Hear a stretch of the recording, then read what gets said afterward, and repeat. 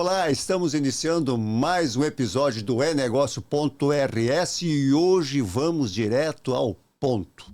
As lojas físicas não vendem como antes, os fluxos desapareceram e o e-commerce cresce muito e rapidamente. O que fazer?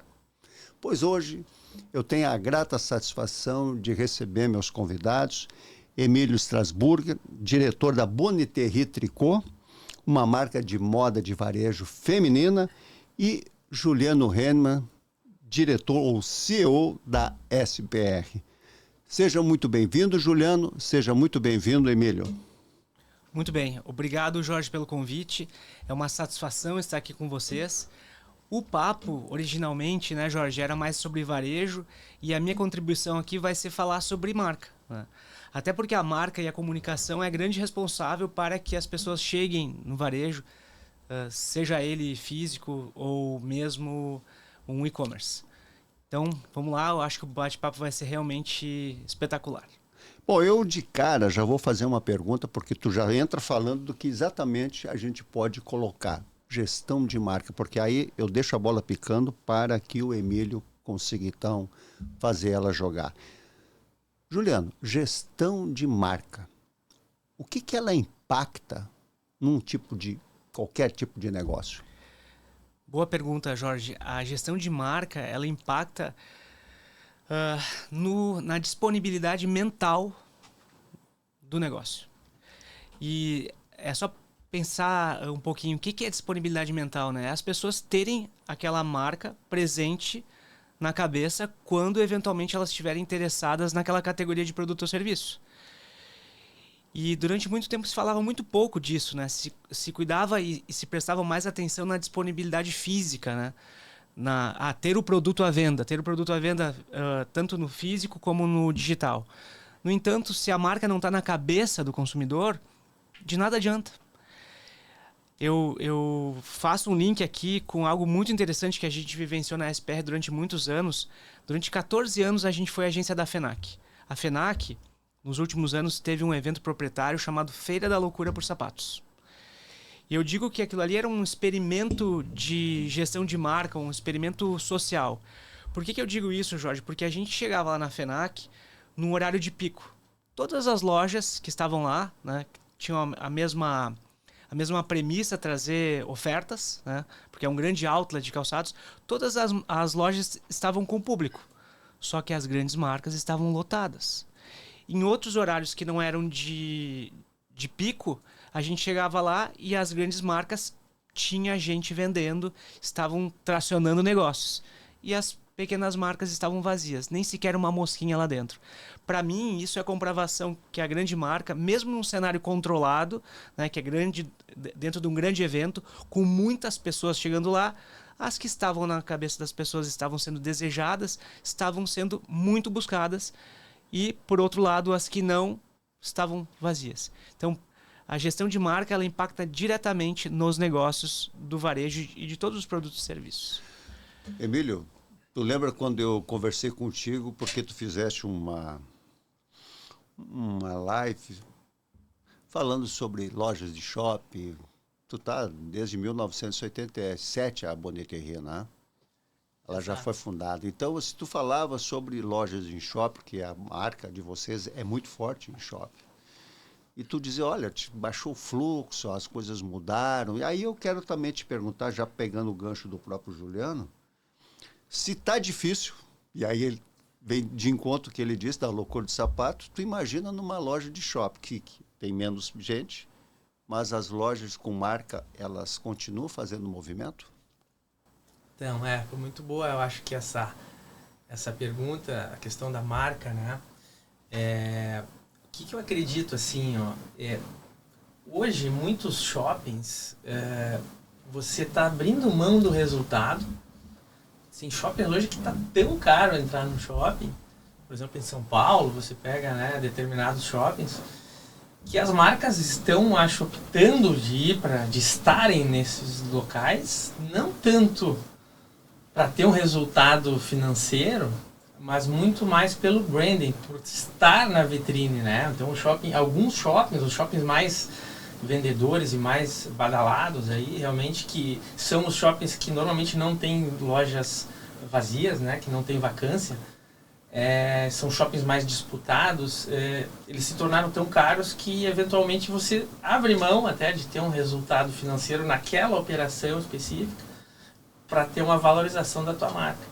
Eu posso até dar um exemplo, a gente, por hoje nós estarmos em alguns shoppings, né, como o Shopping Morumbi, por exemplo, em São Paulo, por causa disso, shoppings menores estão nos procurando e estão até financiando as lojas assim, em outros locais. Mas então, assim, não necessariamente a gente precisa ter um resultado financeiro naquela operação, mas acaba que o shopping se torna uma vitrine para a marca, para o fortalecimento da marca, né? Então, acho que faz todo sentido essa provocação aí, porque está tudo interligado, né, Juliano? Até a gente fala dessa coisa das marcas. Antigamente se falava muito da loja âncora, né, Juliano? De chamar as pessoas porque aquela loja ali tinha uma performance diferente das outras. Por favor. Loja âncora, boa. A loja âncora acaba tendo mais visibilidade, né? Mais visibilidade é mais impactos em pessoas e aumenta essa questão da saliência, né? Outro conceito muito contemporâneo em termos de marketing, Jorge, é saliência. A marca tem que estar impactando as pessoas. A gente tem que estar vendo a marca, né? E loja âncora eu acho que durante muito tempo foi muito importante, porque acaba sendo, se usa muito, né, Emílio, o flagship store, né? A loja mais importante, a loja conceito, aquela que tu consegue colocar tudo e mais um pouco, que transmite a essência da marca nos detalhes, né? E o varejo, e aqui o Emílio está muito mais qualificado do que eu para falar, é um laboratório constante, né?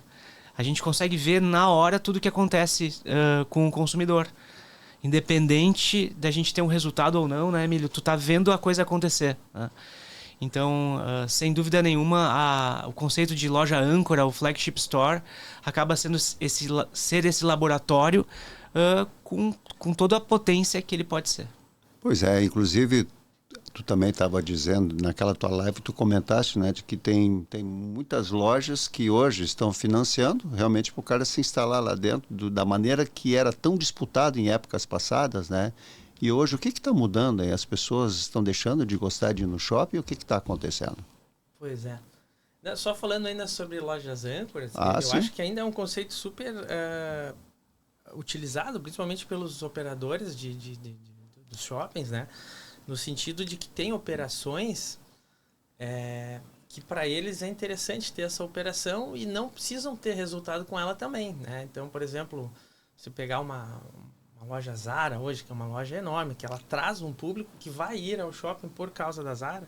Então, a Zara é uma âncora, porque eles nem fazem questão de ter tanto resultado com a Zara, porque a Zara vai trazer público que vai alimentar o resto do shopping, né? Sim. Então, e às vezes, nem necessariamente são operações de varejo, né? Os âncoras hoje dizem que os shoppings se renovam a cada 10% a cada ano.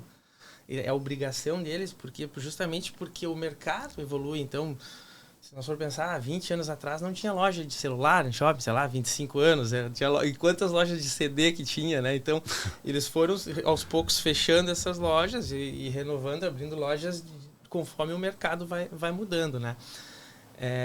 Mas então, essa questão que eu acho que é muito importante que você falou com relação, assim, existem vários tipos de shopping. Sempre esses shoppings super vendedores, que eles são disputados, que não tem vacância. E existem os shoppings mais de interior, daqueles empreendedores que não são tão famosos, né? Como um Iguatemi da vida, ou uma Multiplan, que tem em Morumbi e outros. Então, esses caras que estão com esses shoppings que não são em pontos tão estratégicos, estão daqui a pouco lá no interior, lá do Paraná, esses caras estão com muita vacância, né? E eles estão com pepino, porque se abriu muito shopping, os shoppings mais antigos, eles se ampliaram, né? Se for pensar o Iguatemi de Porto Alegre, eu acho que já teve umas 6 ampliações, se eu não me engano. O Morumbi de São Paulo, acho que teve 8. E o bolso da galera e a quantidade de gente, às vezes, que circula, não aumenta 8 vezes, entendeu? Então, o lojista que está ali acaba sofrendo. Aquele mais antigo, né? Porque o público se divide, não consegue estar em todo o espaço o tempo inteiro. Enfim, Mas o que eu quero dizer é que esses shoppings, como aumentou muito a oferta de loja, esses shoppings que não têm tanta tradição, eles estão com maior vacância. E ao ponto de que eles estão precisando financiar algumas marcas para que essas marcas abram operações lá com eles. Então, que é o caso que está acontecendo com a gente agora, nesse momento. A gente está abrindo uma loja no final desse mês, ou início de novembro, que vai ser num processo tipo de franquia. A gente não está mais investindo no ponto próprio, né? E que o shopping queria que a gente abrisse. O shopping, ele dá o ponto, ele financia a obra, paga o primeiro estoque. Tu vê. E lógico que não é um shopping que ele está com dificuldade. Um shopping que inaugurou durante a pandemia ali, o Jockey Plaza, por exemplo, esse em Curitiba, né? E ele vem se amadurecendo, né? Então eles estão fazendo essa jogada quase como que fôssemos, lógico que a Bonete que não é uma âncora, né, pelo seu tamanho, por tudo mais, mas acaba tendo um tratamento de âncora nos shoppings mais tradicionais, né? Então isso vem acontecendo e principalmente aí vem a marca, né, Juliano? Então acho que teve esse fortalecimento de eles verem, os operadores verem, pô, esses caras estão num shopping importante, estão em São Paulo, estão aqui, estão lá, não são amadores, né? Vamos trazer eles também para fortalecer o nosso mix. Então aí eu acho que a marca entra junto total nessa questão do varejo, hein? Juliano, e essa dificuldade que hoje os shoppings estão, em tese, de repente enfrentando, tem muito a ver com a mudança de comportamento, né, do cliente. E aí eu gostaria então também de falar contigo a respeito de se tu, dentro daquilo que tu já vem há quantos anos? A SPR tem 28 anos. 28 anos. O que tu está percebendo durante todo esse período, as mudanças que estão acontecendo, sem ainda chegar no e-commerce, né? Sim. Porque eu acho que o e-commerce é uma consequência de tudo que nós estamos vivendo nos últimos anos, né? Mas eu acredito que o comportamento, como tu bem colocaste anteriormente, as pessoas elas vão buscando aquilo que está na mente delas. Sim. E quando a gente diz isso, eu estou dizendo isso porque tu disse. Tu entende? Eu estou dizendo isso porque para tu ver como é importante. Tu é um cara de agência, sabe muito bem o que precisa para uma marca poder vender. Eu acho que a primeira questão, Jorge, que mudou, tu falou para não falar ainda, né? Mas é o e-commerce. Né? E ainda, em muitos casos, uma competição do e-commerce com a loja física. Né? E já existe essa expressão, acho que há muito tempo, né? Não sei nem quanto, que é o omnichannel, que tudo se conecta, né? Só que muitas vezes na gestão, no ganha-pão, nas metas do varejo, uma coisa é uma coisa e outra coisa é outra coisa. Quando eles competem, o e-commerce com o varejo físico, a gente tem um grande problema, né? Porque a gente deixa de ter essa sinergia e acaba sendo uma competição. Quando a gente vê varejo que entendeu que é uma coisa só e consegue fazer com que todo mundo que esteja ali lutando pelo ganha-pão se beneficie dessa omnicanalidade, né, dessa conexão, as coisas vão longe. Eu acho que demoraram muito para acordar em relação a isso e o e-commerce veio com tudo, né? E gente que é só e-commerce e não quer deixar de ser e-commerce, né? Não sei quanto a audiência compra na Amazon, mas a Amazon virou hábito de muita gente, né? E funciona impecavelmente. E a Amazon, alguns anos atrás, não existia. Né? E a gente pode dar vários exemplos. Voltando à loja Âncora, tu falou que era bem papo de boteco, me lembrei das Decathlon. Não, por favor. Como as Decathlon geram fluxo, né? Pô, fez um link legal, né, Emílio, do hábito de consumo, né? Cara, na Decathlon a gente vende saúde, né? Um bem-estar, um cuidado. E as Decathlons geram um fluxo violentíssimo para os shoppings. Quando tu começou a falar de Zara, me lembrei da importância das Decathlons dentro dos shoppings também. Essa coisa do papo de boteco, né? Mas esse negócio assim vamos dar uma loja famosíssima aí que tem no e-commerce. E aí elas têm as lojas físicas, elas também estão muito mais pensando na operação, na marca de estar ali no dia a dia das pessoas passando, para depois essas mesmas pessoas comprar via e-commerce. Ou elas estão, como tu disseste, uma competindo com a outra? Tu entendeste a pergunta? Entendi. O que eu posso te dizer, Jorge, é que eu já tive experiências, por exemplo, de gestão de marca, que o representante comercial daquela região, ele estava competindo com a venda business to business do e-commerce daquela indústria. Cara, tudo errado.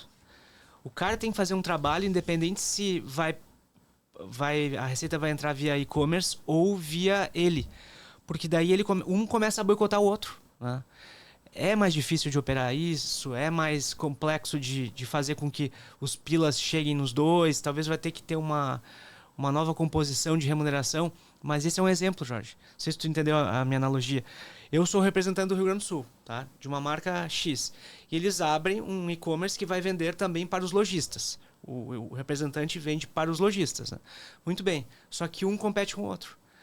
Agora, quando um colabora com o outro, muda o jogo. Porque aquele representante vai, inclusive, dar um suporte, vai dar uma atenção, vai dar um atendimento, talvez, para um cliente que é só virtual. E que ele só quer ser virtual. Pelas características, ele não quer receber um cara a cada mês, 2 meses. Ele gosta de comprar online. Mas muitas vezes ele vai ter que ter uma assistência, ele vai ter que ter uma troca, ele vai ter que ter uma atenção que uma pessoa pode dar. Precisa. Né? Então, eu entendo que no varejo, essa disputa, que cada vez mais está se resolvendo, foi algo que prejudicou muito a virada de chave do varejo. E tu acha que isso se mantém ainda muito forte? Não, eu vejo que tá todo mundo se dando conta e quem não corrigiu está corrigindo. Está corrigindo. Até porque tu também tem lojas de varejo em shoppings e tem um e-commerce, né? Como é que tu tá te movimentando nisso aí? Porque tu tem lá o pessoal te comprando, como diz o Juliano, sim, lá no tablet, e tem o cara que tá batendo na tua loja física. Como é que tu tá vendo esses números aí? Não tem outra alternativa, né? Quem não considerar todos esses canais online, somar isso para os atingimentos de meta da equipe, quem não entrar nisso vai quebrar. Não tem, cara. Se o lojista continuar com a ideia que vou só vender para o fluxo que passa na frente da minha loja, que vai quebrar. Não sei se vai levar 1 ano, 2 ou 5, mas vai, né? Então, tu precisa ter essa integração total. Eu já nem falo mais e-commerce, porque eu acho que e-commerce já... Cara, o Omnichannel é muito mais, né? São diversos canais, né? Então, hoje, uma loja, para ela atingir resultado, para performar, para bater meta, ela tem que ter uma meta de venda no direct do Instagram. Ela tem que ter uma meta de venda do WhatsApp. Ela tem que ter uma meta de venda de live. Ela tem que ter uma meta de venda da venda digital do e-commerce com o cupom das vendedoras dela. E tem que ter a meta física. Então, assim, são... e além de estar entrando agora o TikTok Shop explodindo, que é absurdo. Ele é o e-commerce em si. Eu acho que a plataforma cada vez vai... A plataforma de e-commerce hoje, como a gente vê, ela cada vez vai perder mais força, porque o TikTok Shop é um absurdo. Você faz a live, você cadastra os produtos antes ali, de os produtos que você vai. Então, tem uma mesa de operação que é super simples ali no celular mesmo. Então, enquanto a gente está falando aqui de um produto que eu estou mostrando, o operador, ele já põe esse produto com o link e a pessoa que está assistindo, ela clica, paga, faz tudo dentro do TikTok Shop de uma forma, assim, absurda. E o TikTok, como isso aqui no Brasil entrou agora, foi abril ou maio, mas o ano passado já teve nos Estados Unidos. Eu ouvi falar que a Sephora vendeu mais só no TikTok Shop o ano passado. Sozinho o TikTok Shop vendeu mais que todas as lojas físicas. Então, porque claro que é produto de maquiagem, de cosmético, é muito mais fácil de vender. É um público que hoje eu sei que não é o meu público. É diferente de você fazer uma live no Instagram, que já vem aquele público super qualificado, aquele público que já te conhece, que já te segue. O TikTok agora, eles estão incentivando, né? Então, a primeira live que a gente fez, que a gente botou TikTok Shop junto com o Instagram, do nada apareceu 300 pessoas assistindo. Quando a gente, isso? Agora faz uns 2 meses que a gente começou. A gente, agora faz uns 2 meses que a gente começou. E a gente não tinha nenhum seguidor no TikTok. A gente começou a conta assim. Só que o que eles veem? Assim, pô, tem alguém fazendo live. O cara cadastrou produto. Pum, vamos dar audiência para esse cara. Porque eles querem entrar muito forte. A plataforma faz isso. A plataforma do TikTok. Está fazendo isso. Cara, deu pouquíssimas vendas. Porque é um público desqualificado, né? Pô, a gente mostrou um produto lá de R$390. A galera começou, isso é feito de ouro e não sei o que, tinha até que bloquear uns comentários lá. Mas assim, tá começando e a gente não pode fechar o olho para isso. Então eu acho que não se fala, não dá para pensar só e-commerce mais hoje, porque eu acho que os caras estão vendendo em jogo, né, cara? É totalmente multiplataforma. A TV 3.0 ela vai ter a mesma coisa, né? Que vai estar aparecendo no personagem ali, tu vai... eu quero aquela calça do protagonista e já vai aparecer ali, quando tu clicou, comprou, daqui a pouco tu vai receber em casa. Cara, essa hiperconexão a gente nunca viveu, né?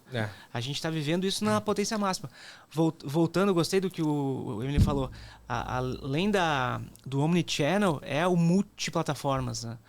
Eu fiz uma compra recentemente num shopping. E daí a vendedora disse, olha, tu tem um cashback, né, de X e esse cashback tu não precisa vir aqui na loja comprar comigo. Ele é de tanto, esse aqui é o meu código, o código ia acreditar ela, Emílio.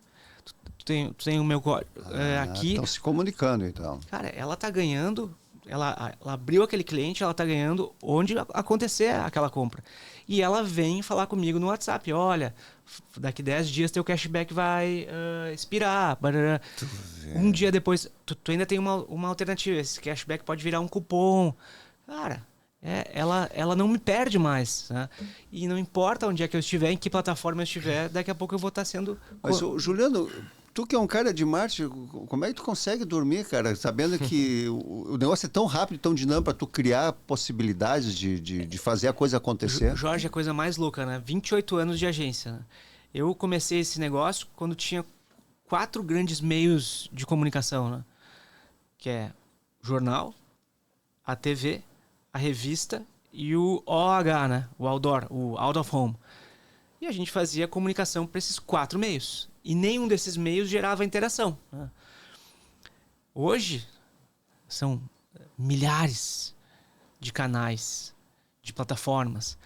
O que vem nos ajudar é as plataformas de automação de tudo isso, né? Então, eu não preciso mais cuidar de tudo isso. Hoje eu tenho IAs que nos ajudam a criar, a revisar, a desenvolver, porque chegou um momento que as agências em geral, elas estavam raladas, né? Porque tinham muitos canais e eu ainda não tinha as ferramentas que eu podia fazer essa produção mais automatizada, né? Então hoje a gente conta com isso. E mesmo assim é um quebra-cabeça, por quê? Porque o recurso do cliente muitas vezes não aumentou. Ele tem que estar presente em um monte de lugares, né?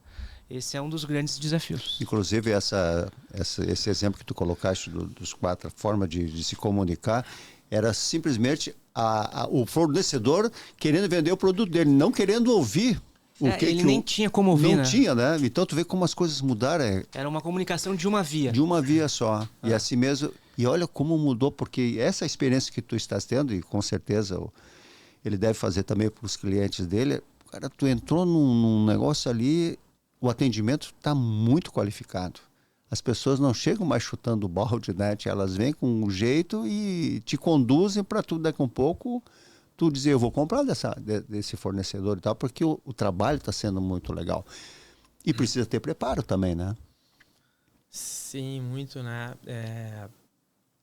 Eventualmente tem, né, uma dificuldade de tu ter pessoas qualificadas ao ponto de ter uma conversa de alto nível, né, com o cliente. Eventualmente o nível cultural de quem atende não é exatamente o mesmo de quem está comprando. Então é um desafio, né, de você ter acaba tendo que fazer um treinamento realmente muito, muito forte, no sentido, às vezes até do vocabulário, né, no escrever, né, no que escrever. E isso eu acho que mudou realmente, assim, algumas coisas do marketing, assim, que hoje a gente trabalha muito forte. É a questão, assim, da quantidade da base de clientes, né, Juliano? Porque, eventualmente, se uma loja ela pode não estar performando agora, uma loja nova que começou há pouco tempo e tal, mas uma coisa que eu olho muito é se a base de clientes dessa loja está crescendo. Cara, se a base dela está crescendo, essa loja tem futuro. O pessoal que está lá está fazendo um trabalho legal, ao ponto de estar conquistando novos clientes, de não estar perdendo novos clientes. Então a gente criou alguns KPIs aí que a gente avalia assim, o futuro da loja nesse sentido de tamanho de base de cliente, né? O que tu poderia dizer assim, ó, para a gente ter uma base, ou para ter uma ideia, quais seriam os primeiros 2, 3 pontos fundamentais para que isso possa crescer? Nossa, eu acho que tem que ter... Primeiro, eu acredito muito ainda, por mais que a gente fale do valor da marca, que eu acho que isso tudo é muito importante, mas eu acredito muito em produto. O produto puxa. Você não pode ter a melhor marca, tudo, mas se o produto não tiver com qualidade, se ele não tiver realmente resolvendo um problema ou né, solucionando o problema do cliente, eu acho que ali ainda você não tem milagre, não tem, né? Então, acho que o primeiro ponto é o produto. Eu acho que aí depois sim vem o atendimento. Você precisa realmente ter um atendimento que seja de forma ágil, de forma que mostre todas as opções hoje que o cliente tem, né? Principalmente no digital. É mais difícil vender no digital, eu acredito, porque não é uma venda de 20 minutos. Tem vendas no digital que chegam a levar uma semana. Lá no digital, essa venda... Não a venda do e-commerce ali, que o cara clica, paga e resolve. Mas essa venda trabalhada no WhatsApp ou no direct do Instagram, que você manda um vídeo, manda uma resposta, o cliente foi viajar, voltou. Pode levar uma semana, mais tempo, mas são vendas assim, a gente teve clientes... Daqui a pouco uma venda de 8, 9 mil reais, 10 mil reais, porque ela foi uma venda completa, com parte de baixo, parte de cima, terceiro produto, e aí vários looks. Então, eu acredito que esse tipo de atendimento é o que dá um grande resultado. Assim, né?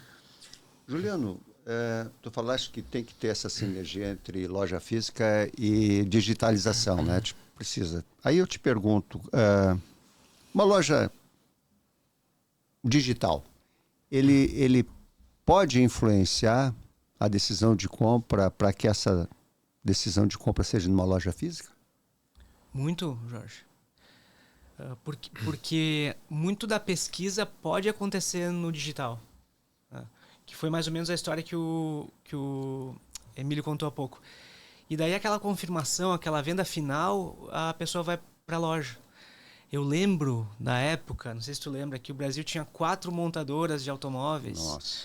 E que tu chegava na Volkswagen e o vendedor sabia tudo daquele carro e tu ficava boquiaberto porque tu não tinha informação nenhuma daquele carro.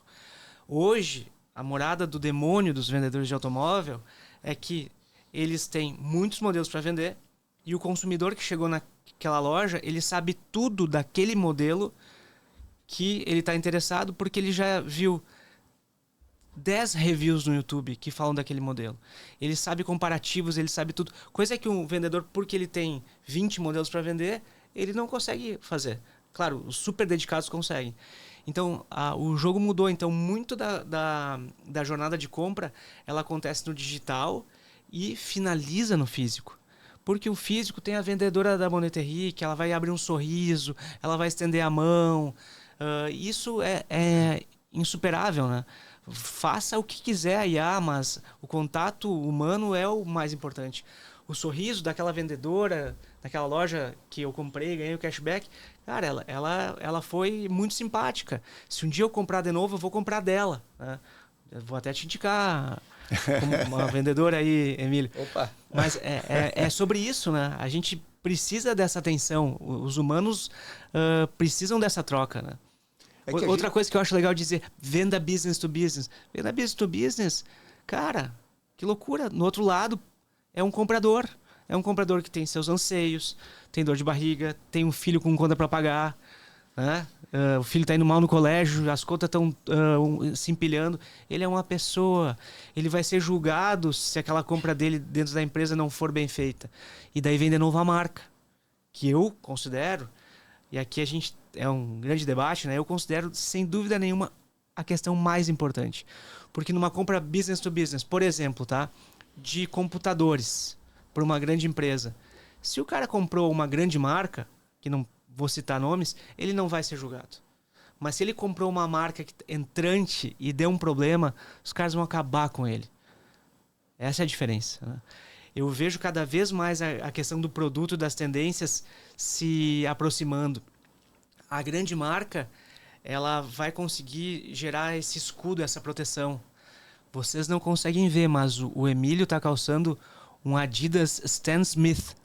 Quantas opções de calçado o Emílio teria para comprar, né? Mas ele tem um Adidas que é uma collab com o Stan Smith. Por quê? Porque a gente não consegue nem se dar conta do poder que a marca tem, né? Quantas alternativas existiriam para estar no pé do Emílio, né? Então é muito... Não, isso aí como é que vamos dizer, uma briga de cachorro grande, né? Briga de cachorro grande. Mas é uma briga que quem começa e entende que o segredo é a constância... Acontece muito, né, Jorge? A gente pega grandes ruas, e isso acho que vale para shoppings também. Com certeza vale. O cara investe na Padre Chagas. Ele monta uma loja linda, maravilhosa. Ele pensa em tudo. Ele pensa muito menos, ou quase não pensa, na divulgação para botar pessoas lá para dentro. Ele pensa no projeto arquitetônico, no mobiliário, nas pessoas, no estoque. Gente, no Brasil, infelizmente, a maturidade de marketing é muito baixa. Ele investe milhões para colocar aquele ponto. E ele espera que as pessoas, de forma mágica, caiam para dentro daquele ponto. As pessoas não precisam de mais uma loja. Mas se elas forem expostas, né, aquela presença, né, aquele impacto, aquela saliência, daqui a pouco eu vou entrar lá. Daqui a pouco mais gente vai entrar. Eu vou ter um bom atendimento, eu vou ter uma loja bonita. As coisas acontecem. Quantas lojas na nossa vida a gente já viu em grandes ruas, né? A gente está aqui em Novo Hamburgo, tem a Maurício Cardoso, que seria o equivalente à nossa Padre Chagas, né? Elas abrem... Tu lida com imóveis, né? Claro. Em quanto tempo elas fecham, Jorge? Pois então... Elas fecham, em meio ano elas estão fechadas. Eu ia te colocar exatamente isso, porque há muitos anos atrás, um camarada disse o seguinte, assim, ó... como se ele tivesse entendendo o que estava acontecendo lá com um amigo, com a esposa do amigo, que botou uma loja na Maurício Cardoso. Ele não tinha experiência no negócio, mas botou na Maurício Cardoso sinônimo de sucesso, porque ali é a Padre Chagas, de nem mais tanto mais, mas vamos lá. Então a gente vê uma rua como a nossa, e assim tem tantas outras espalhadas pelo Brasil, o cara entende que ali o cliente, para o público que ele quer atingir, é um público mais seleto, é sinônimo de sucesso. Ele faz exatamente o que tu disseste, faz uma bela de uma vitrine, faz aquele negócio, mas não se preocupa de comunicar para poder colocar pessoas para dentro. E aí eu vou concordar contigo. É impressionante, passa um período, quando tu vê, já não existe mais. Então, diria assim, e não somos nós aqui que vamos julgar, mas em termos de negócio, poderia-se dizer que é uma certa despreparo, imaturidade comercial para poder fazer isso? Marketing, Jorge, durante muito tempo não teve ciência. E não teve ciência mesmo. Era muito no achômetro, né? Hoje tem várias evidências científicas que explicam como tem que se estruturar um marketing. Uma dessas questões que é muito bem trabalhada em Harvard é o seguinte... O autor é o John Philip Jones. Ele fala que existe uma necessidade de excess share of voice, que é a tua marca tem que aparecer um tanto, e o que ela aparece, o share of voice dela, quando ela impacta as pessoas, vai ser sempre equivalente ao share of market. Isso sempre em relação à concorrência, tá? Então pensa num segmento qualquer a audiência pode pensar. Aquela marca que está mais impactando, a tendência à participação de mercado, se ela estiver fazendo o tema de casa dela, né, Emílio? Se ela tiver um bom mix de produtos, um bom atendimento, né, isso é óbvio. É óbvio. Ela vai chegar equivalente ao share of voice dela. Se ela diminuir o share of voice, a gente vê várias fazendo isso, ela vai diminuir a participação de mercado. Isso é ciência. Estudos em inúmeras categorias, milhares de marcas, produtos e serviços. Só que não se falava nisso. Então, quando a gente monta um orçamento de marketing, e quem tem essa maturidade, coloca um percentual robusto e entende que essa jornada vai começar. E é uma jornada. Não é? Não posso fazer uma campanha. Eu nunca fiz campanha nenhuma, eu vou fazer uma super campanha, vou botar uma modelo, um cenário, investir um monte de mídia. Eu nunca investi nada, eu vou investir 800 mil reais numa campanha. Se não tiver constância, tá ferrado. No entanto... 800, mais 800, mais 800, né? Talvez sejam 300, mais Sim, 300, sim, mais sim. 300, mais... Manter na cabeça. E daí aqueles 300 vão aumentar, porque eles têm que ser um percentual da tua receita. Então, no outro ano vai ser 330, porque tu cresceu, né? Relações muito legais dá para fazer com academia. Cara, o cara que acha que vai entrar numa academia, vai ficar 8 horas malhando, vai resolver o problema dele, ele tá morto. Agora, quem tiver disciplina e for 3, 4 vezes por semana na academia durante um ano, vai ser um cara saudável. Né? Emílio, e essa transformação toda que nós estamos vivendo, como tu consegue imaginar manter a identidade e o propósito no meio de toda essa confusão que está acontecendo? Pois então, eu acho... Sempre tenho assim, uma preocupação, olhar muito o fluxo de caixa, né? Eu acho que... E outra questão assim, que eu me preocupo muito é a cultura da empresa. Eu acho que... Claro que depende muito do tamanho de cada um, né? Mas hoje eu brinco que... Eu acho que o cara tem que ser hoje, na posição de diretor, de uma coisa assim, você tem que ter meio que guardião da cultura do seu negócio, de você realmente aqueles valores que você acha que acredita que vão fazer a diferença. E olho no fluxo de caixa, né? Porque indicador, separar os centros de custos, as operações ou filiais e tá vendo quem tá dando resultado, quem não tá.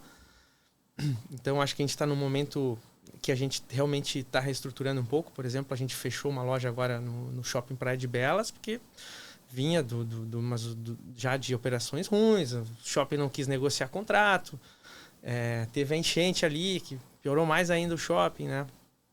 E a gente vendo o digital crescendo, era uma loja que eu já estava vendendo mais no online do que no físico.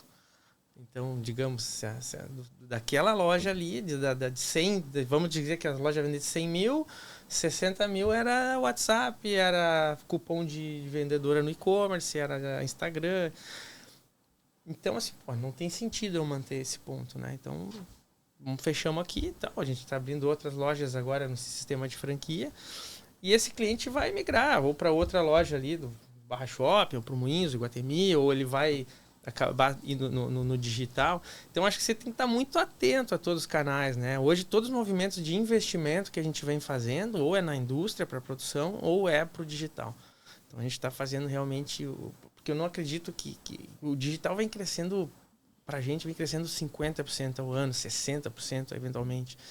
Enquanto as lojas físicas estão andando um pouco de lado. Esse ano, graças a Deus, assim, deu um resultado melhor. Estão conseguindo crescer aí em torno de 15%, algumas 20%, 25%. Mas, assim, a gente olhar uns 3, 4 anos para trás, assim, e as lojas físicas meio que andando de lado e o e-commerce crescendo. Então, todo o movimento de investimento que a gente vem fazendo é pro digital. E aí eu acho que isso que o Juliano falou é muito legal, assim, que quando falam das campanhas, né? Não adianta fazer uma campanha, uma sessão de fotos, principalmente hoje quando a gente fala de mídias sociais, de Instagram. Se o digital é o que vende, para ti estar no digital, você precisa ter campanhas maravilhosas, precisa ter produções de moda maravilhosas. E isso é um trabalho que existe muito investimento. Muito investimento, né? E constância. Se não tiver constância... Se perde. É que nem tu olhar uma revista, né? Tu virou a página, no outro dia muda tudo, né? Agora, Juliano, pegando esse teu gancho que tu colocaste sobre a constância, né? Tu, como todo esse tempo de experiência, assim, as empresas, elas já estão mais maduras para isso? Ou aquela coisa assim, chegou alguém lá contigo e disse, vamos fazer um negócio, tá tudo muito legal, tu faz um baita de um projeto e aí começa a rodar, tem o período da maturação. Muitas vezes esse empresário, ele consegue ter essa paciência? Ou tu tem que estar todo o tempo mostrando para ele como as coisas funcionam? Excelente pergunta, Jorge. Sendo objetivo, não. Tá? O mercado brasileiro, com exceção das grandes marcas, né, eles não têm essa constância, essa verba razoável dedicada. E a gente até vinha comentando aqui antes da gravação começar, né? A gente tem uma postura, comentei com o Emílio, que a gente, na SPR, a gente não reclama. A gente entende que tudo que está acontecendo é oportunidade. Então a gente desenvolveu, até é um dos parceiros aqui do método IPO, do Vinícius Dutra, uma iniciativa chamada Spread School, que está lançando um podcast nessa mesma estrutura, né? E a gente coloca esse conhecimento. A gente desenvolve junto das marcas, Jorge, um brand plan, que quem nos ensinou isso foi Mark Ritson. Mark Ritson é hoje o cara mais contemporâneo e mais importante de marketing do mundo. E nessa questão de desenvolver o brand plan, se desenvolve e se calcula cientificamente qual tem que ser o investimento anual da marca, conforme os objetivos. E se faz uma correlação de quanto isso vai impactar nos negócios, né? Que, claro, pode ter uma variação mínima para mais ou para menos, mas é muito científico. Então, a resposta é não, as empresas ainda não têm a maturidade, a grande maioria, e a gente tem que entrar com ciência, né? Então deixa de ser achismo para que isso aconteça de forma científica e comece uma jornada que tem que ser de todos os dias, né? O Simon Sinek fala, né? Não adianta ficar 2 horas escovando os dentes, tem que escovar os dentes todos os dias, 3 vezes por dia, durante 5 minutos. Se tu ainda passar... Isso ele não diz, tá? Mas se tu ainda passar um fio dental, tu não vai precisar nunca ir pro dentista, né? Os dentistas vão falir. Mas é aquela coisa, por que a gente não faz isso, né? Analogias pode ser várias, né, Jorge? Tomar água. Cara, as pessoas não tomam água e elas adoecem. Tem coisa mais simples que tomar água, né? Só que tem que ser com constância, tem que ser a quantidade adequada. E no marketing, muitas vezes, não tem constância e não tem a quantidade de investimentos adequados. Agora eu vou te fazer uma pergunta assim, até porque fico de curioso mesmo, né? Porque imagina só, tu tem a base científica hoje. O marketing é base científica. Toda ela, né? Vamos toda pensar ela, assim. Tá. toda. Então, se tu chega com um plano, o cara tem um produto que vocês avaliaram e tudo, então existe existe um investimento que vocês sugerem para o cara tocar. Agora eu vou te fazer uma pergunta, tu responde como tu achar, assim, isso tem chance mesmo de dar tudo tão certo? Assim, ó. Porque tem outras variáveis também. Claro, isso como todos os negócios, né? Mas esses trabalhos, Jorge, eles não são feitos para empresas iniciantes. São empresas que já têm uma jornada e essa jornada vem se repetindo numa certa constância do jeito que está posto, né? No momento que tu coloca uma comunicação que ela está acertada, né? Todo mundo está falando assertivo e errado. Assertivo não é acertado. Ela está acertada para aquele momento, né?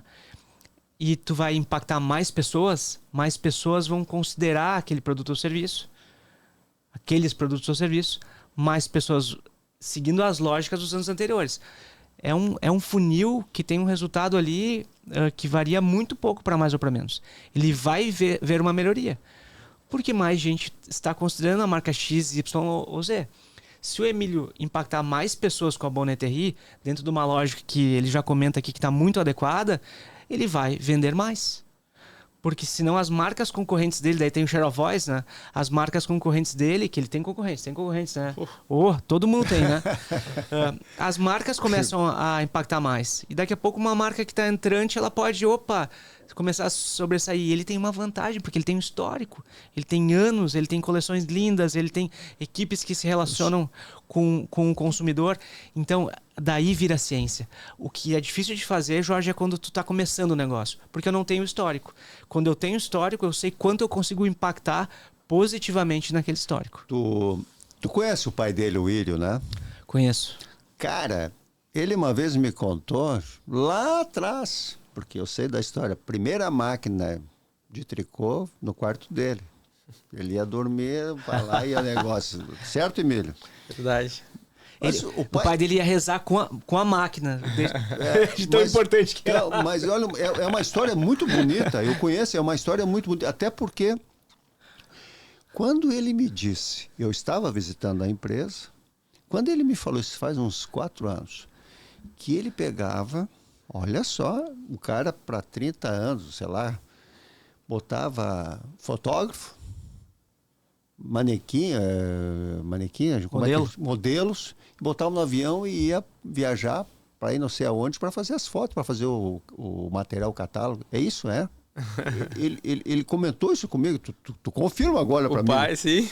Cara, tu imagina o cara com um negócio que estava iniciando, fazer um aporte financeiro desse, tem que ter... Não foi tão no início do negócio, né? Mas foi quando tu falaste, acho, com ele 4 anos atrás, assim, a gente teve uma ocasião, eu não sei se foi quando a marca fez 20 anos, 20 e poucos anos, ou 30 anos, algum momento, ele pai foi a Paris, foi com as meninas do desenvolvimento de produto. Histórico, né? Histórico, claro, né? Que legal. Aí a modelo contratou lá, maquiador, essas coisas todas. Então e aí já o pai fez um H comigo, então. Mas o pai ele gosta muito de motorhome, né? É a paixão dele. Daí, aquele motorhome dele, se tu for pedir pra ele te mostrar, ele fica o dia inteiro e mostra os features, todos os... E aí teve uma época que a gente fazia muito ali de viajar com... O motorhome era o QG, onde tinha os produtos, as roupas, a modelo se trocava ali, tinha o banheiro, tinha... né? Então a gente fez várias campanhas, acho que foi para Punta del Este, foi para Buenos Aires, aqui na Serra também, Cambará, nos campos, e vários lugares o pai gostava da função. Tu vê que uma marca para se fazer presente, está na mente, passa por tudo isso, né? Sim. É incrível, né? A Bonneterie é fantástica. Jorge, um exemplo que me ocorreu agora, que a gente vivenciou, que é muito recente, é a entrada dos automóveis elétricos no Brasil. Vocês sabem a marca que mais vende no Brasil? Sim. Ela tem 3 letrinhas, né? Sim. A tal da Build Your Dreams. Uhum. O que ela fez que os outros não fizeram? A gente está falando de grandes potências, né? Essencialmente chinesas, que têm recurso ilimitado, qualquer uma delas. O que a Build Your Dreams, a BYD fez, que as outras não fez? Cara, ela comunicou como ninguém. Se vocês acompanham, ela estava no Hook, ela estava no Merchan das Novelas, ela estava com influencers, ela estava forte no social media. O carro que a gente mais vê nas ruas é o BYD, né? Então, é muito sobre isso. Quem tem essa maturidade sabe que para eu entrar nesse jogo, eu tenho que colocar isso no meu composto, né? E se a gente olha para trás, eles estão avacalhando, né? Eles estão mexendo num queijo, né? Que é de empresas seculares, né? De montadoras europeias, americanas. E eles começaram como um produtor de baterias, né? E hoje são uma marca de automóvel e chega no Brasil, que é um mercado gigantesco, e domina. É pelo produto, é pela redistribuição, é pelo atendimento. Mas a comunicação, ela tem o seu peso. Pois fico impressionado mesmo com isso, né? Como esse giro dá rápido, né? Porque ela desbanca, essas que são tradicionais, ela desbanca rapidamente, né? E olha que interessante, né, Jorge? Muitos automóveis dessas marcas que estavam aqui postas estão com preços mais acessíveis, né? Sim. O consumidor acaba sendo bom até, né? Pois entendo que sim. Nós falávamos também numa época atrás que eu te fiz a pergunta: quando o cliente chega numa loja Bonneterie, ele vai comprar um produto ou vai comprar uma experiência? E aí tu me disseste, tu lembra disso, né? E aí o que tu disseste para mim? Que é onde tu vem trabalhando há muito tempo, né? Não lembro exatamente o que eu te falei, mas vamos ver se eu tô alinhado aqui com... A gente vem redesenhando o nosso propósito, né? A cada ano que passa, a gente sempre... Acho que dentro da nossa cultura tá essa questão de sempre querer fazer hoje um pouquinho melhor do que a gente fez ontem, tanto quanto a produto, quanto a experiência, quanto tudo, né? Então, o nosso propósito, um tempo atrás, assim, ele sempre foi essa questão do despertar a paixão do cliente, né? Não só no produto, mas na experiência, no carinho, no atendimento. A gente, quando atende um cliente, a gente não quer resolver um problema imediato, a gente quer o cliente para a vida inteira, né? Então, sendo que a gente sempre... Hoje, o nosso LTV aí, que é o pessoal que já está mais acostumado com o growth aí, né? Que é o tempo de vida, no lifetime value, que é o tempo de vida que o cliente fica contigo, né? a gente tem uma média aí em torno de 8 anos, né? Que é o cliente que conhece a empresa fica e ele fica comprando. Lógico que a gente tem clientes que estão há 20, mas na média, né, dos clientes ativos que a gente considera dentro de um ano, então ele fica em torno de 7, 8 anos. Então a gente sempre se preocupa de ter esse cliente novo, de primeiro conquistar ele e resolver o problema dele e ter ele para o tempo inteiro. Sabe? Porque ele saber que se ele não estiver satisfeito, se tiver algum problema, ele vai retornar com a gente vai resolver esse problema para que a gente siga parceiro. Né? A gente não quer vender uma roupa, uma blusa, a gente quer vender relacionamento. Eu vou te rememorizar, essa da experiência foi porque tu chegaste com uma peça da Bonneterie com uma sacola, com um top. Eu disse, nossa senhora, ele não. O produto está aqui, mas... Tu pediu assistindo o teu tamanho, Jorge, é isso? Mas o quê? Olha, uma coisa assim, aí ele foi exatamente assim, não, a gente quer uma experiência, porque tu imagina, tu comprar um produto e receber... Que legal. É uma comunicação, né? Sim. Total. Sim. Porque aí realmente tu consegue criar aquela empatia que num mercado tão disputado, às vezes é tão difícil, mas se tu pegar no jeito certinho, tu vai conseguir pegar. Eu acho que é a conexão, né? A conexão, né? E hoje tu vê essa questão das próprias lives. A gente, quando começou a fazer lives, assim, não tinha muito resultado e tal, agora, né, vem dando certo. E a gente percebe justamente que tu acaba criando uma comunidade de clientes que eles já vão para as lives, eles já conhecem as apresentadoras. Esses dias eu entrei, eu não estava na live, normalmente não estou junto ali, né? Já algumas eu vou ali para ajudar e tal, falo alguma coisa. Mas aí eu estava viajando e tal, e eu entrei na live para assistir. Aí aparece ali, né? Emília Strasburg entrou. Daí umas 2 clientes já falaram, o senhor Bonneterie entrou, bem-vindo à sua live. Tipo, elas já brincam com a gente, né? Tanto com as consultoras que estão ali apresentando, quanto comigo mesmo, né? E às vezes brincam lá, vamos lá, dá um desconto. Aquele sentimento de pertencimento, né? Elas pertencem também a esse grupo, né? E eu acho que isso é muito bacana mesmo, né? Juliano, o que as marcas precisam repensar? Produto, canal ou comunicação? Bom, Jorge, por tudo que eu falei, tu já sabe a minha resposta. Né? Responde alguém que esteja chegando agora. Não, boa. É a comunicação. A gente tem uma estatística que a gente fala muito na SPR que 95% dos teus consumidores não estão te comprando no momento. Existem categorias que isso não se aplica, tá? Eu penso que na moda, talvez essa compra deva ser mais frequente. Mas se a gente parar para pensar, essa é uma premissa quase que universal. Por que eu digo isso? Porque tu não pode só comunicar e achar que só vai comunicar na hora da compra. Porque o cara que se mantém se comunicando com constância vai sair na frente. Né? Então, qualquer compra que a gente pensar, uma televisão. Tá? Gente, a gente pensou em televisão, vocês já pensaram em 2, 3 marcas que saíram na frente. Se vocês tiverem tempo e energia de olhar os features de cada modelo e marca disponível no Brasil, talvez vocês, quem sabe, quiçá, troquem essa marca na hora de comprar. Senão aquelas 2 ou 3 saíram muito na frente. Então a comunicação, Jorge, ela é o grande diferencial. A tendência que a gente vê é a produção ficando cada vez mais similar, as tendências ficando cada vez mais próximas entre as marcas, independente do produto, e a comunicação com constância, né? Com força, com uma verba adequada, se colocando como grande diferencial das marcas.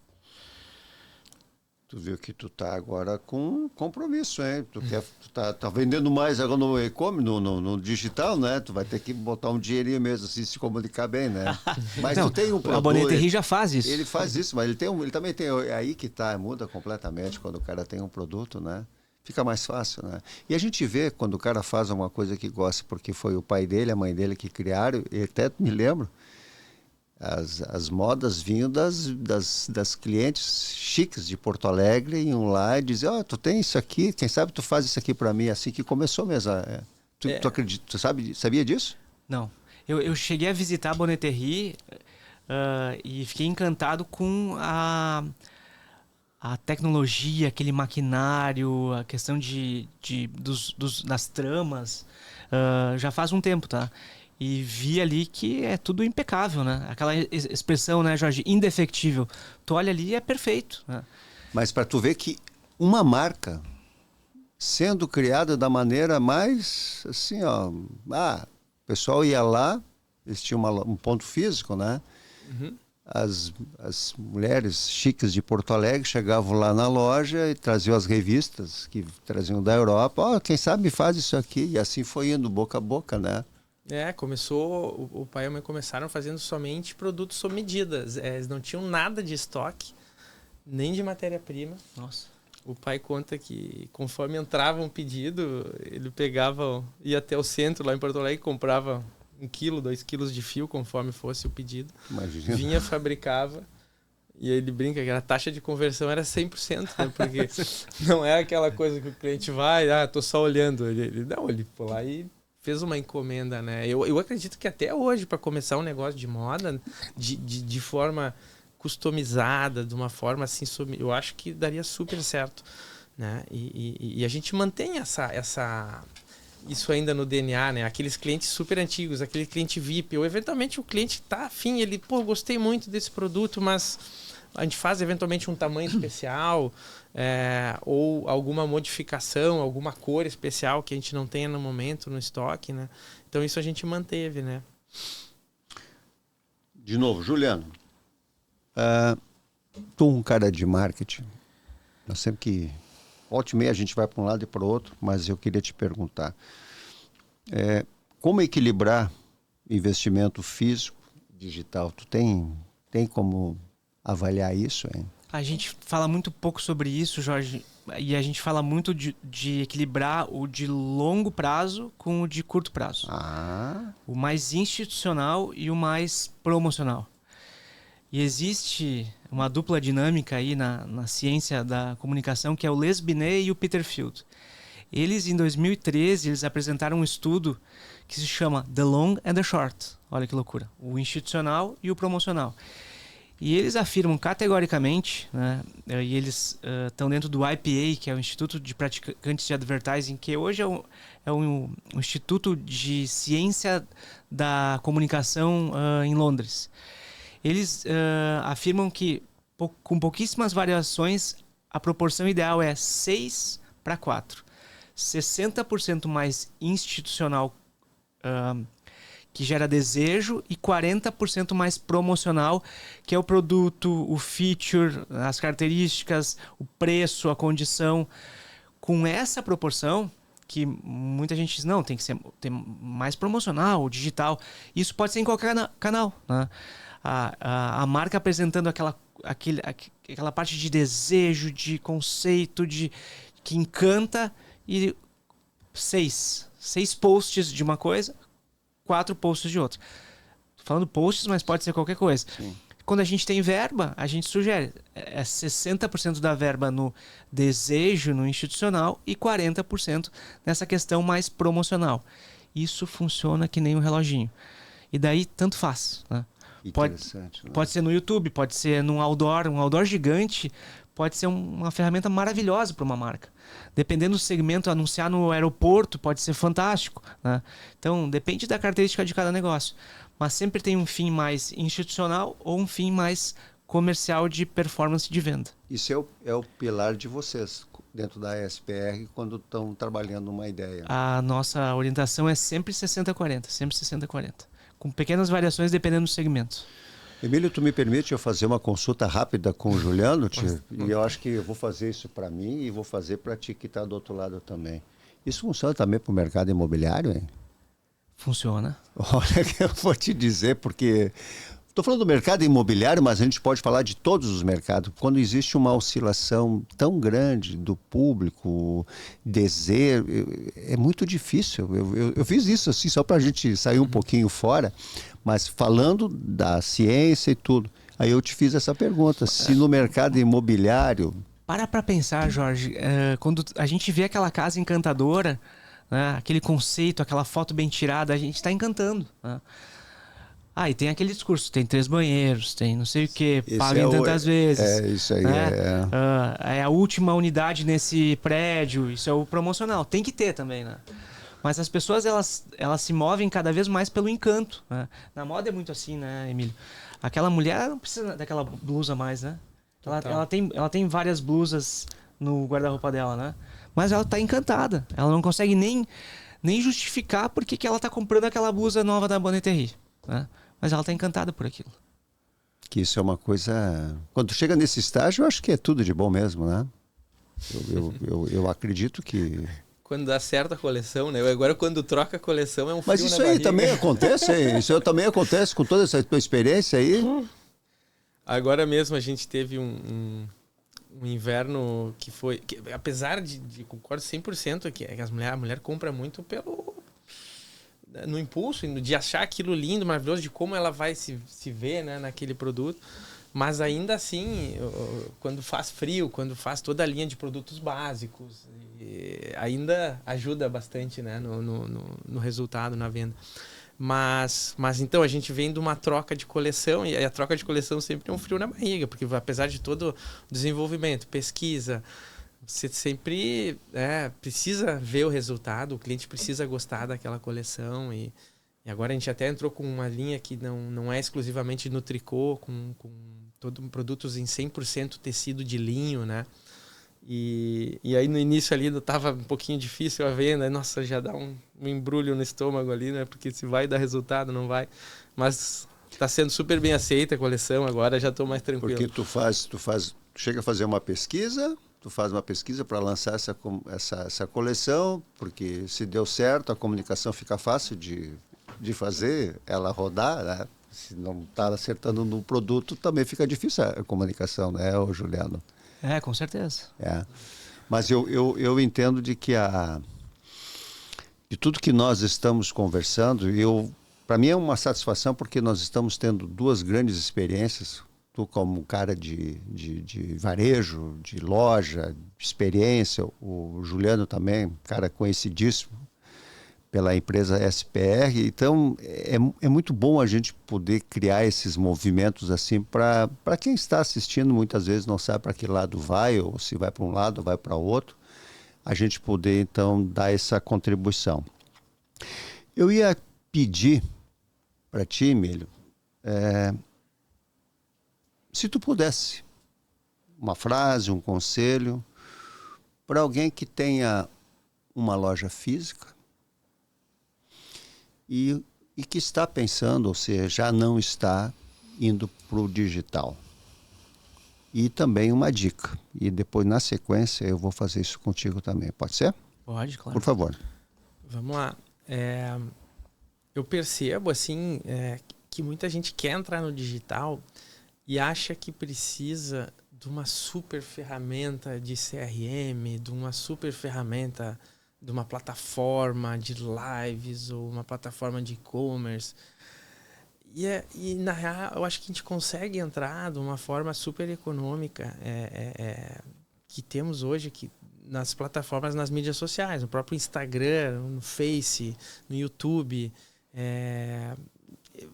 Essas ferramentas são gratuitas. Você não precisa investir, gastar nisso. Lógico que você pode investir em algum patrocínio, em algum anúncio patrocinado. Pode ser geolocalizado, pode ser... Mas dá para utilizar essas mídias sociais para vender através delas.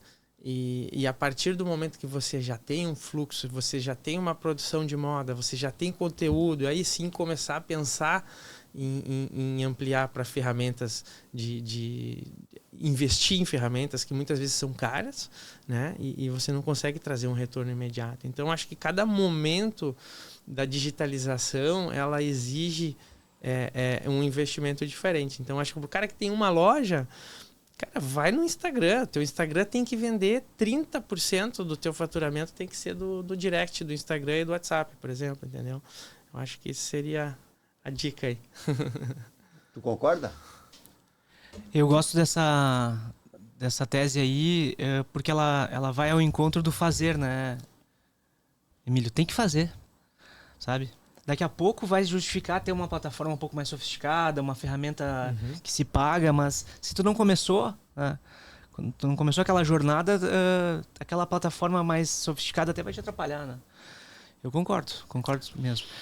Eu gosto muito, Jorge, de uma frase que eu repito bastante, que é: a vida é 10% do que acontece conosco e 90% como a gente reage. Eu acho que a gente tem que fazer, sabe? A gente tem que acordar com tesão. Pilhado, sabe? A vida é sobre isso. Para de reclamar, concorrência vai ter cada vez mais, sabe? Abre um sorriso, arruma a franja e vai à luta, sabe? E comunicação é constância, sabe? Acredita na tese. Tu vai viver melhor se tu te exercitar. Cara, te exercita todas as semanas da tua vida. Tu vai ser um cara melhor todos os dias da tua vida, sabe? Gente, tomem água. Olha só que loucura, né? O cara veio falar de marca. Tomem água, tomem 2, 3 litros de água. Vocês vão viver melhor. O que custa tomar água? Disciplina. O que custa trabalhar com comunicação? Disciplina. Tem que investir? Tem que, com disciplina. E daí as coisas vão acontecer. Faz. Que bacana. Bom, pessoal, eu acho que para nosso primeiro bate-papo ficou de bom tamanho. Espero que vocês também tenham compartilhado com essa mesma opinião que eu estou tendo.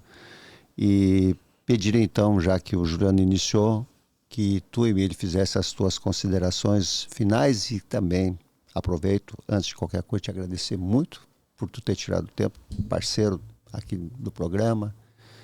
Muito obrigado. Tuas considerações finais. Eu agradeço também aí teu nome aí, né, o programa Negócio RS, o Juliano aí pela parceria. E é sempre um prazer, eu acho, falar de negócio, né? Às vezes o mundo do empreendedor acho que é muito solitário, né? A gente sempre tá com a cabeça pensando 1 milhão de coisas e dorme, acorda e e as coisas acontecem. Então acho que é um momento de troca assim que a gente relaxa e às vezes até lembra, vê, quanta coisa aconteceu, quanta coisa que a gente está fazendo, né? E então é um prazer enorme estar aqui, estamos sempre à disposição e para trocar essa ideia. Que bom. Que bom. E tu tá saindo agora quando fazer tua viagem? Eu vou para a África dia 17 de dezembro. Uhum. Aí eu estarei lá com a minha filha. Eu quero alugar um carro em Johannesburgo e até Cape Town. E daí no dia 27 de dezembro larga uma regata, né, uma competição de barco à vela. A minha filha volta de avião e eu embarco nessa com os amigos de lá, que larga no dia 27 de dezembro de Cape Town rumo ao Rio de Janeiro. Vamos passar o ano novo no meio do oceano. Juliano, e nós vamos estar trabalhando, né, Juliano? A gente vai estar torcendo para dar tudo certo pro Emílio. Juliano, que legal poder te ter aqui junto do programa. Sempre é uma satisfação. A gente acaba se encontrando para um lado e para outro na correria de sempre, né? Porque eu vejo que tu é um cara pilhado também, até porque tem um monte de gente ainda sobre a tua tutela, né? Fazendo as coisas acontecer. Meu caro, muito obrigado pela tua participação e tuas considerações finais, por favor. Jorge, é uma satisfação estar aqui com a companhia do Emílio, esse velejador, imagina, hein? Destemido. E tá contigo, porque tu é um cara que tem essa energia, né? O Jorge, não sei se vocês notaram, um dos caras mais elegantes do Vale dos Sinos. É uma mistura de George Clooney com... Que barbaridade. Nem sei com quem. Se a gente vai cortar depois. Não pode cortar essa parte. Mas de verdade, Jorge, parabéns. Tu já tá nessa jornada de falar com pessoas e negócios, né, já há muito tempo. E fazer tudo que tu faz, né, no teu dia a dia, ainda tocar uma iniciativa como essa, que é o E-Negócio RS, é realmente admirável. Parabéns. Obrigado pelo convite. Obrigado. E eu tenho aquela máxima, né?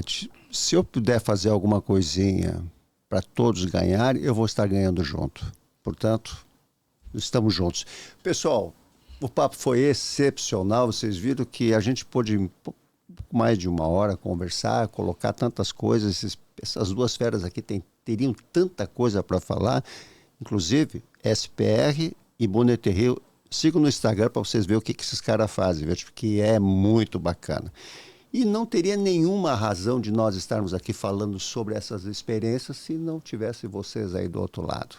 A gente fica muito feliz em poder contribuir através das experiências de que cada um possa trazer aqui no programa, para que uma pequena sementinha, de repente, fique plantada e vocês também, juntamente com todos nós, possamos desenvolver. Nós precisamos de gente para frente. Precisamos de uma região rica e nós temos conhecimento e temos expertise para isso. É só fazer, como diz o próprio Juliano, fazer, fazer, fazer. Portanto, fica a desejar o convite para o próximo programa Negócio RS.RS e esperamos vocês. Um abraço e até lá.